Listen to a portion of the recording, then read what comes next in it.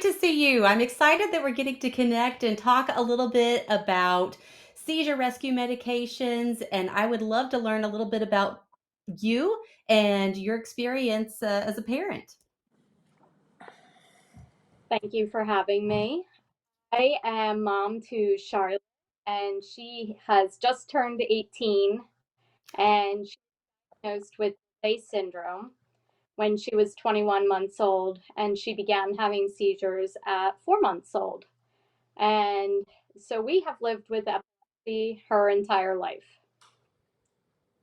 Wow. Well, I am Andrea Tanner. I'm a school nurse. I've been a school nurse for the last 2 decades.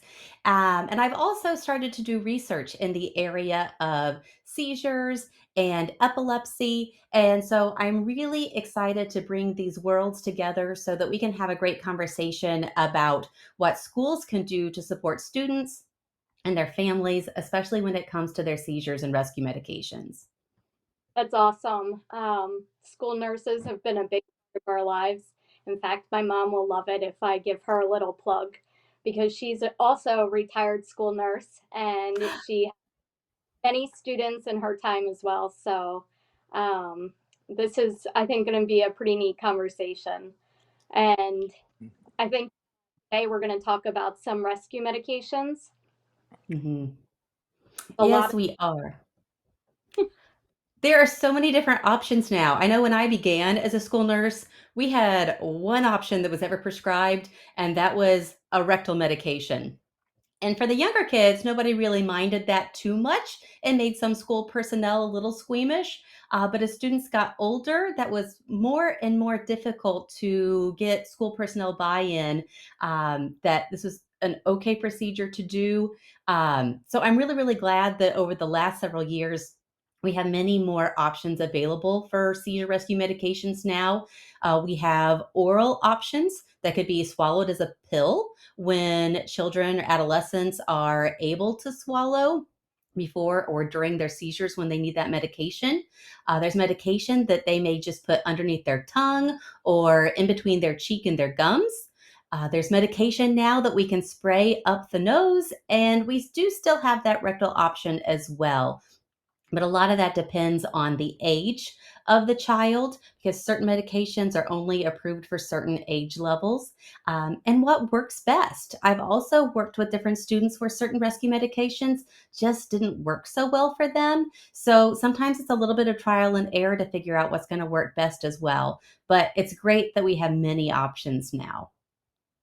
Right. So my daughter has always had a rescue medication, and we began using the rectal gels, and that was good because it worked for her and it did Hmm. help seizures. And of course, that's exactly what we needed it to do. Uh, now that she's in upper grade levels and, in fact, graduating high school this spring and moving on to the work community and going out into public places. This past couple of years, we've transitioned over to a nasal spray, and that's opened up a lot of new opportunities for her because it's more accessible and it's Hmm. actually to help train the people that are around her. So I was personally so happy when that option became available. Now, Definitely. does everybody with epilepsy receive emergency medication? That is a great question. As a school nurse, some of my students do end up at school with an emergency medication. Many do not. And I wish I could explain the difference. I know sometimes there are some seizure disorders and types of seizures that may not respond to rescue medication. So it may not be appropriate for everybody. But I do think it is appropriate for every family to ask if it is something that they should have at home and at school. So I know that it can make a great difference for children. It can save unnecessary trips to the hospital potentially. It can definitely be helpful in stopping cluster seizures or those seizures that are lasting longer than we want them to. In Charlotte's case, if we didn't have the emergency medication, oftentimes her seizures would not stop on their own. So it has helped save her quite a few emergency room trips. Now, in a school setting in particular, these medications are, pretty serious medications. And there's obviously needs to be a care plan developed with the school nurse and with the teachers and the other staff that may be with your students. Um, can you tell us about some of the care plans and things that parents should be asking the school staff? That is a great question. And there is a lot that goes into planning for having a seizure rescue medication at school. First, we have to keep in mind what the laws state we're allowed to do in schools, who can give medications, who can handle these medications, where they need to be stored. Do they have to be locked up and stored in a health office? Can they remain with the student? And this is probably going to vary school by district, by state.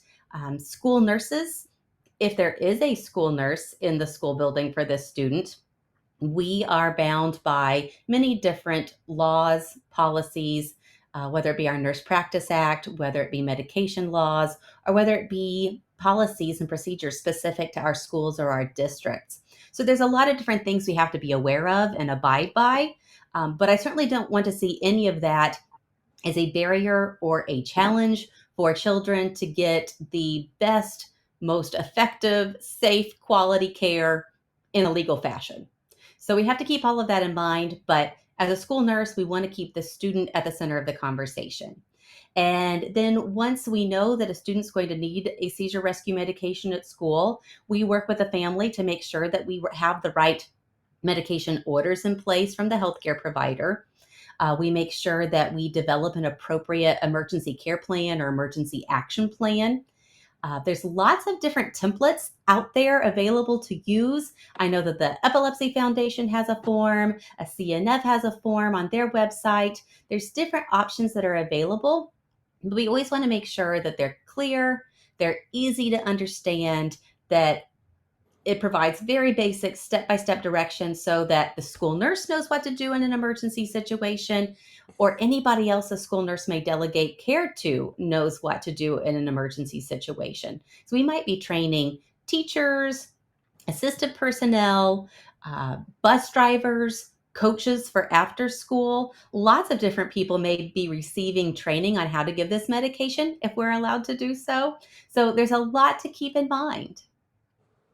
Yeah, so Charlotte, when she started school, her elementary years, oftentimes her emergency medication would live in the health office, or sometimes even in the classroom. My family uh, has been in the military, and we've moved around from state to state throughout her school career. And we've experienced school settings in many different locations with her. And each place has been different, like you mentioned, and there's different ways that care plan has been implemented. So here's medication in the health office was that was smaller school. It was less staff. She was large for the majority of her day in one classroom. But we found that as she progressed through school and was getting older, especially in high school, they begin changing classes. The schools are bigger. It becomes a slightly bigger world to, even when they're in school. So she actually began carrying her medication, which is now the nasal spray, in a small backpack. And we have developed our own instruction sheet that's very simple and includes only the most important information about what needs to happen when a seizure occurs. And then the more specific health plan lives in the health office still. But, now we're considering settings where she's going into work environments and career prep classes.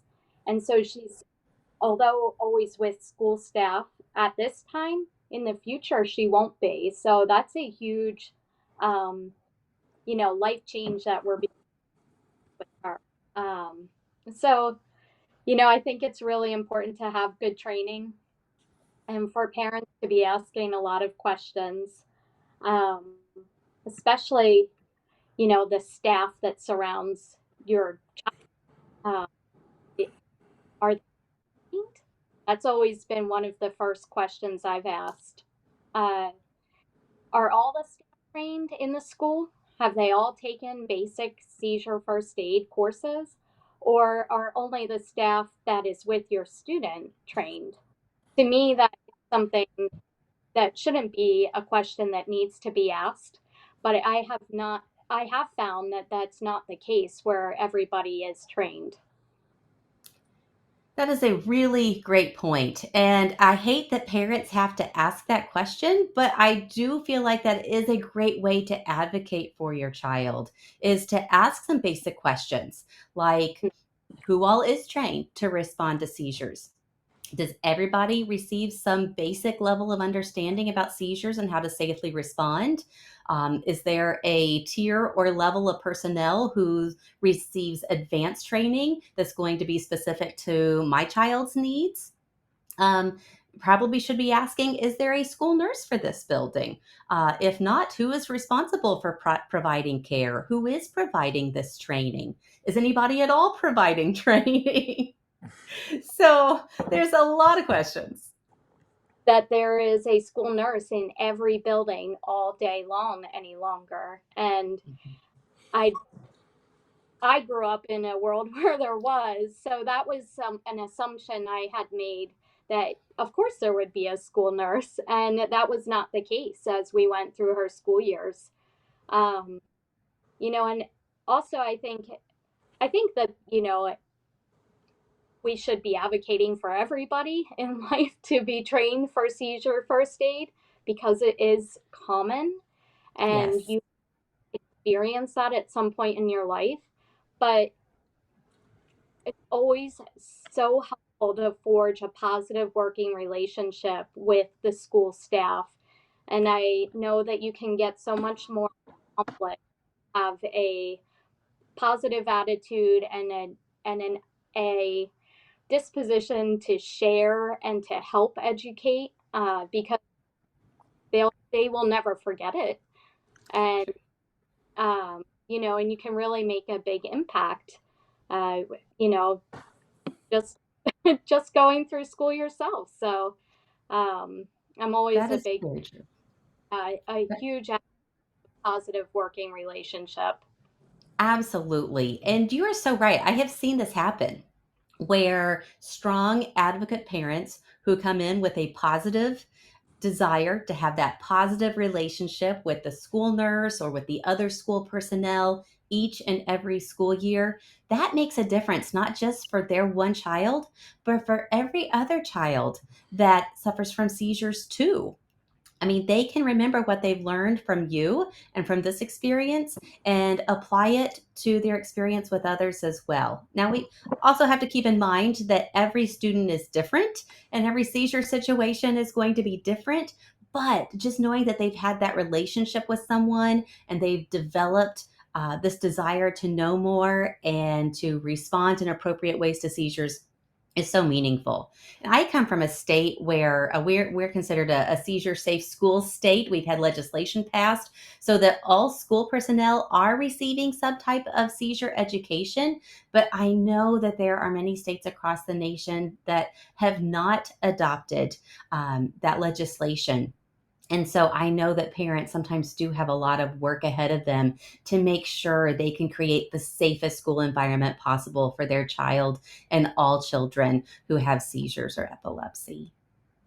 Yes, school can definitely feel like a big, you know, a very large, untouchable system that you are not able to impact yourself.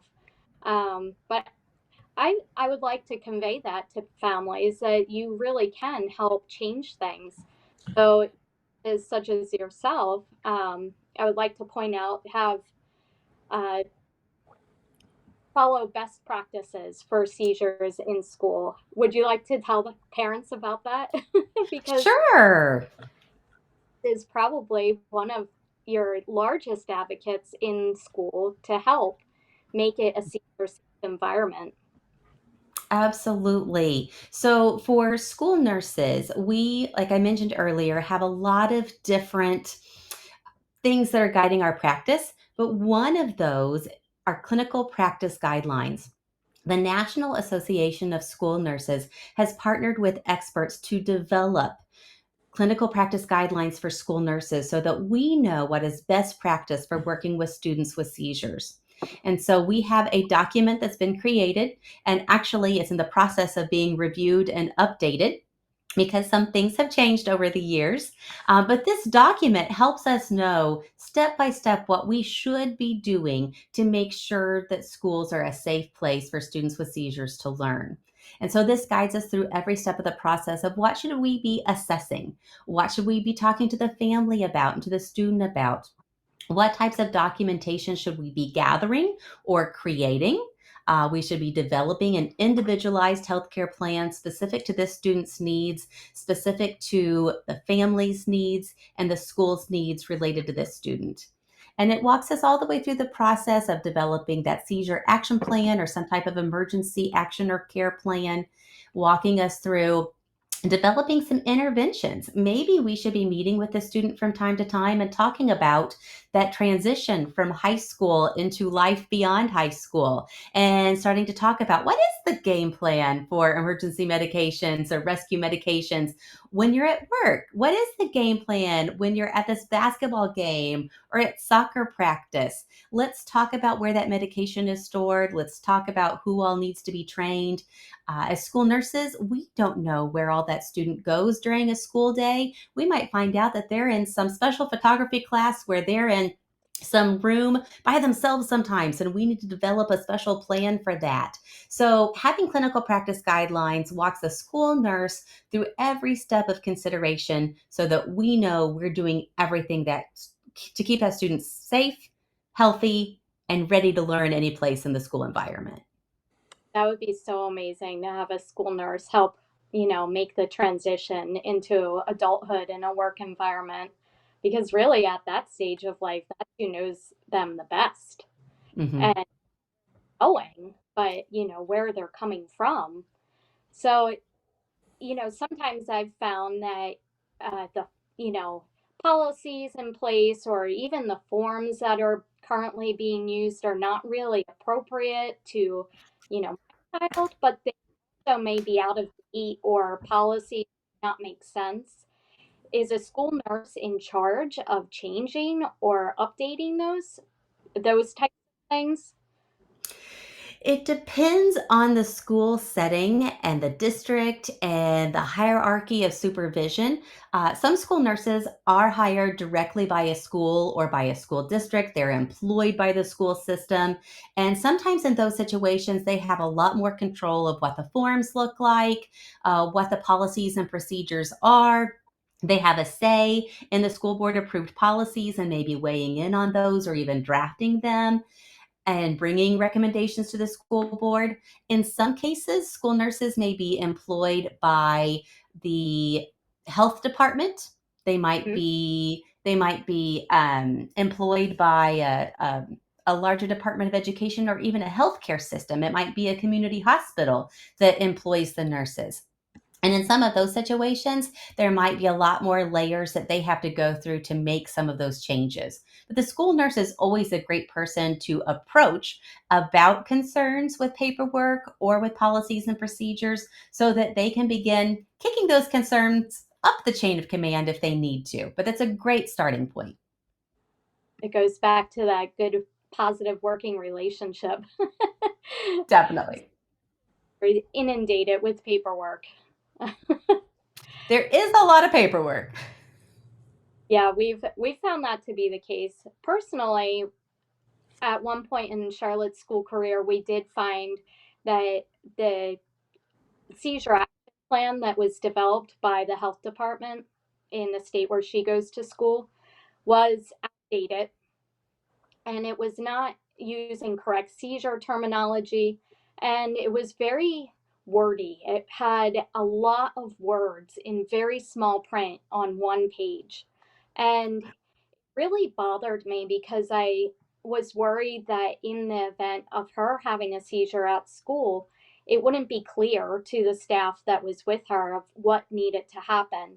So in that case, I actually did have a really great relationship with our school nurse that was in the school, um, but it was not within her wheelhouse to update that, and that was developed by the Department of Health. So I took it upon myself to file with the Department of Health in our state, and the form was reviewed and updated by the next school year. So Wonderful.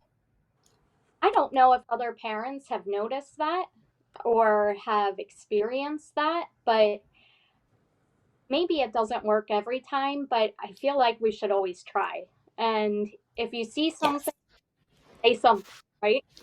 Exactly, exactly. That applies to so many situations. And in your situation, I know there may be some parents that find themselves in a position where they can't get the change to happen that they're hoping for, and we're using obsolete paperwork. I hope that's not the case, but I'm guessing if it's happened to you, it's happened to others too. And I think that you've come up with a good game plan too of saying, you know what, we may have to use this specific paperwork to meet the letter of the law, but I'm going to create my simple document that tells you exactly what to watch for, when to respond, how to respond, when my child needs this rescue medication, very simply how to give this rescue medication. And I'm going to keep this piece of paper right there with the medication in her backpack or wherever it's stored, so that whoever happens to grab it can see this right away.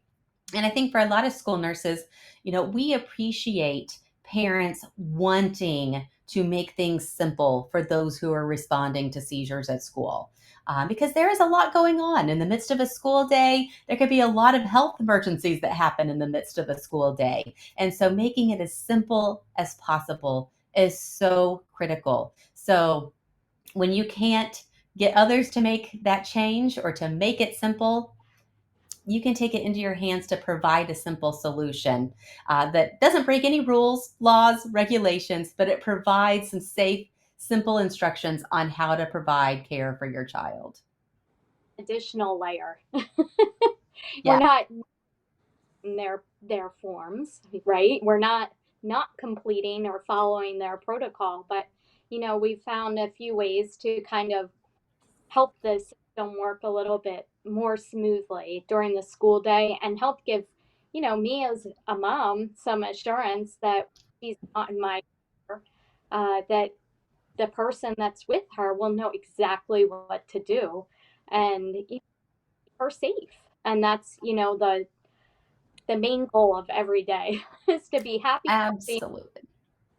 There's not one person at school that is, the wizard, can fix everything or make everything just the way we need it. But it really is a team approach. And the school nurse, when you have a medical condition, is really going to be one of those people at the top, uh, the most important contacts that you're going to have throughout school years. Um, and they're usually pretty cool people. We like to think so. Well, I would like to just make sure that families know that school nurses are there for them and that we seek the information from families because we know that you as the parents, you are the experts on your child. Nobody is going to know more about your child and their needs than you as a parent. And we respect that and want to honor that as we play our role as school nurses. And when we come into these interactions, we want to keep the student at the front and center of those discussions and what's best for the student. And then we want to make sure that we know how we are prepared to best offer care coordination, making sure that you and the healthcare team and the school healthcare team are all on the same page. We want to be the leader that advocates for the right policies and procedures to be in place and to have up to date forms to be used We want to use quality improvement to say what's working, what's not working, and let's change things that aren't working. Let's not continue to repeat a bad scenario over and over again. Let's learn from this process. And we want to make sure that all school personnel and really even all students are aware of how to safely respond to somebody having a seizure, because more than likely we're all going to encounter somebody at some point in time who needs our assistance, who may be having a seizure. So I hope that we can all learn how to best respond in those situations. So thank you for advocating for that. And thank you for entrusting your child to go to school, because I know that can be a scary thing for parents. So thank you for the relationships that you have been building with school nurses and school personnel to make that a positive experience for everybody. That would be an awesome world if everybody was trained, wouldn't it? Wouldn't it? It would be. Well, we know what our marching orders are to work on. Awesome. Thanks so much for chatting with me today. Dawn, it's been great to chat. Best of luck in the upcoming school year for you and your daughter. Go. Woohoo. Thank you. Bye. Thank you.